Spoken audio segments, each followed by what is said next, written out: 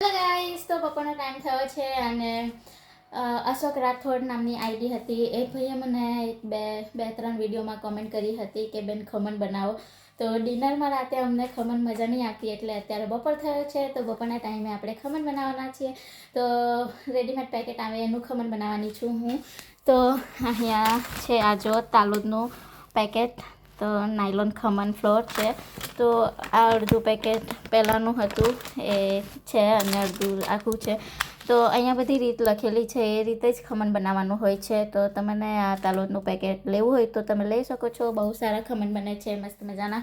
તો હું અત્યારે પેકેટના પહેલાં તપેલીમાં અંદર લઈ લઉં, પછી મિક્સ કરું ખીરાને, એવી રીતે તમને સ્ટેપ બાય સ્ટેપ બતાવીશ. ઓકે, તો ગાઈઝ પેકેટના અંદરનું ફ્લોર મેં તપેલીમાં કાઢી લીધું છે અને ઉપર બધી વિધિ લખી છે કે એ રીતે બનાવવાનું, એ મુજબ આ પેકેટ અંદરથી નીકળે. તો આ ખીરા બનાવ્યા પછી 5 મિનિટ રહેવા દેવાનું અને પછી આ પાઉચનું અલગથી બેટર બનાવીને અંદર નાખવાનું, તો ફ્લફી થશે. તો જેવી રીતે અહીં રીત લખી છે એ મુજબ મેં બનાવું છું અત્યારે. તો એનું મસ્ત રીતે બેટર બનાવી દઈએ પહેલાં થોડું થોડું પાણી નાખીને. ગાઈઝ આ મિશ્રણને રહેવા દીધું છે 5-10 મિનિટ જેવું, અને આ બીજું પેકેટમાં હતું એનું બનાવ્યું છે ખીરું, અને એમાં મિક્સ કરી દઈશું જોડે અને ફટાફટ મિક્સ કરીશું એટલે ફ્લફી થઈ જશે. જો અને એક સરખું બરાબર મિક્સ કરીશું એટલે જો કેટલું બધું ફ્લફી થઈ જાય તરત જ.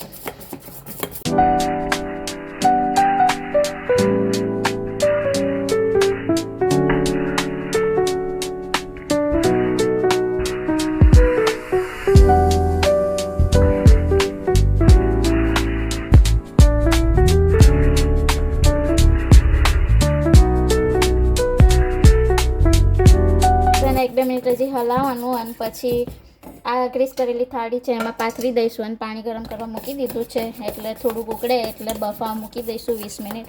પછી કાઢ્યા પછી તમને બતાવું કેવું થયું. એ જોઈ લો, ખમણ રેડી થઈ ગયા છે અને મસ્ત મજાના ફ્લફી થયા છે. પણ પહેલાં આપણે વઘાર કરી નાખીએ. તો વઘાર માટે તેલ ગરમ કરી દીધું છે મેં. તેલ ગરમ થઈ ગયું છે તો થોડીક રાઈ નાખી દઈએ, લીલા મરચાં અને લીમડાનું પાન છે. તો અહીંયા લીલા લીમડાના પાન નહીં મળતા એટલે સૂકા જ વાપરીએ છીએ અમે લોકો. કતર થાય.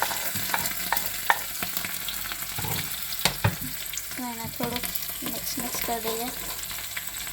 થોડુંક નીચે ઉતારીને એમાં પાણી નાખી દઈએ, થોડુંક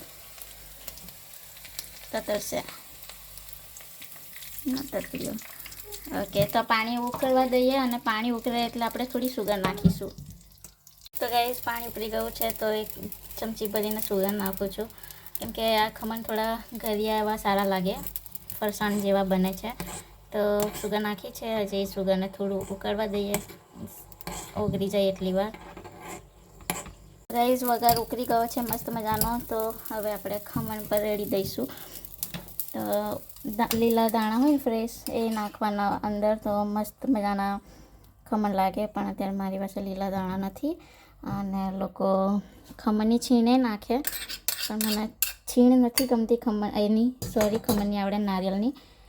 તો હા જો મસ્ત મેં વઘાર રેડી દીધો છે અને આપણી પાસે ઝીણી સેવ છે આ નાની, તો એ નાખીશું ઉપર. લીલા દાણા ફ્રેશ હોય ને તો મસ્ત દેખાય અને ટેસ્ટ પણ લાગે સારો.